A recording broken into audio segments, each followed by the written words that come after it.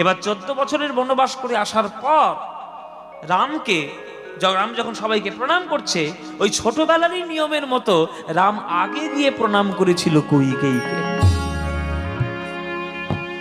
তখন কইকেয়ী কাঁদতে কাঁদতে বলেছিল, রাম, তোর সৎ মা হয়ে নিজের ছেলের কল্যাণের জন্য আমি তোকে বনবাসে দিলাম, আর তুই আমার চরণে আগে প্রণাম করছিস? তুই কোন ধাতু দিয়ে করেছিস বাবা? তখন রামচন্দ্র একটা উত্তর দিয়েছিল, উত্তরটা আপনাদের জানার দরকার। রামচন্দ্র উত্তর দিচ্ছে কইকেয়ীকে, মাগো, আমার যারা রয়েছে সকল অন্যান্য মা, তারা প্রত্যেককে আমার স্নেহে অন্ধ বলে আমার কি করে মঙ্গল হয় এটা তারা বুঝতে পারেনি। কিন্তু তুমি যেহেতু সৎ মা, তুমি আমার স্নেহে অন্ধ নও, কিন্তু আমার প্রকৃত কল্যাণ জগতে কি করে হবে একমাত্র তুমিই বুঝেছো।